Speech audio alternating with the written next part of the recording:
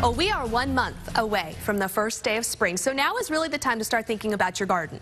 Dennis Patton with K-State Research and Extension is here to talk to us about the importance of testing your soil before you do any sort of planting. Dennis, thank you for joining us. Thanks for having me here today. Yes, soil testing is the basis for what we call a soil fertility program, whether it's lawn, flowers, vegetables. So it's anything that you decide you may want to plant around your house. Anything you want to grow around your lawn and garden. And what the soil test does is basically tell you the baseline nutrients of your soil and what to add. And that's what you guys do at K-State Research and Extension. You test the soil. We have some pictures of your lab here. It's very high-tech looking. Oh, yeah.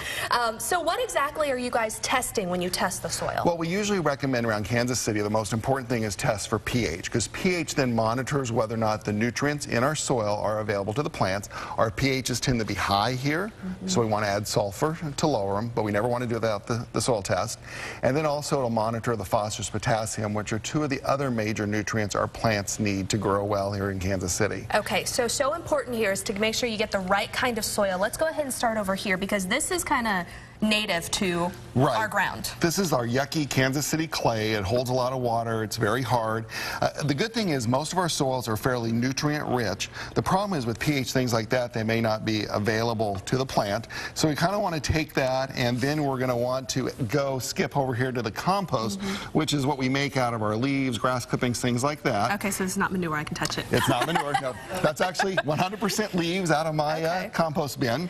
And then what we want to do is mix it with our yucky clay Kansas City soil, so you get this more loose filter material that allows the roots and everything to grow down into the plants. And one of the fallacies, a lot of people think that compost is acidic, and it's not in Kansas City. Most of our compost we make around here is fairly high in pH, so that's another good reason why we want to do the soil test on either the Kansas or Missouri side. Now let me ask you this, because this is what I have in my yard if I haven't really done much to it. If I were to try to even attempt to grow a flower garden or lay down some grass seed on something like this, what's going to happen to it? It's still going to grow. It's just not going to grow as big and go as robust because the roots just can't get down into the soil. And so when we loosen that heavy clay compacted soil, then it just creates better roots. And better roots mean better tops. Real quickly, will you guys do this mixture for me, or you'll just kind of tell me what to do? And we're going to tell you what to do. You're going to have to do, unfortunately, get your shovel hard work and get out there and do it. But we'll give you the information you need to get to that point. All right, but here's the great part, is Johnson County, in Johnson County, K-State Research and Extension will do the soil testing for you for free. All you got to do is put some soil in your baggie, fill out one of these forms, and send it to the address right there on your screen. It is free.